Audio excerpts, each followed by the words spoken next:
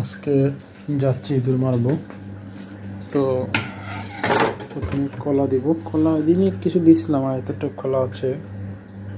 আজকে দেখি, এবার দেখি। তো এটাই ইয়ে করবো।